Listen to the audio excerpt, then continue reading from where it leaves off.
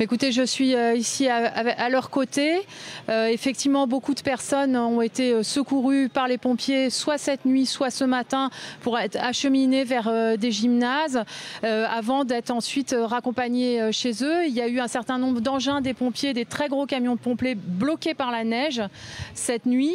Et la priorité au moment où je vous parle est toujours de secourir d'abord les personnes et ensuite de pouvoir aussi déneiger un maximum de routes pour acheminer les moyens qui permettront aux services publics de l'électricité d'intervenir sur les coupures de courant. Donc c'est ça les deux priorités. D'abord, sécuriser les personnes qui sont encore peut-être à ce moment dans leur voiture et ensuite rétablir l'électricité. Justement, 80 000 foyers sont toujours privés d'électricité au total. Quand peut-on espérer un retour à la normale ? Écoutez, c'est difficile de le dire. D'abord parce qu'il continue à neiger. On est en alerte rouge. Il y a aussi du vent qui forme des congères. Et donc la première difficulté à laquelle nous sommes confrontés au moment où je vous parle, ce sont les difficultés d'intervention. C'est pour cela que le gouvernement a décidé de faire appel à tous les moyens disponibles, aux moyens de l'armée, à des 4x4 de l'armée notamment. Il y a aussi des agriculteurs qui prêtent leurs camions pour pouvoir notamment apporter des groupes électrogènes dans un certain nombre de communes et permettre dans les meilleurs délais un rétablissement du courant.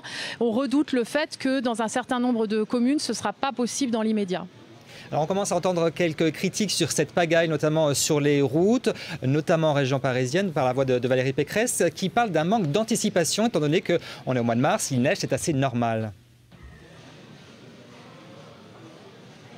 D'abord, je pense qu'on est dans un moment de gestion de crise.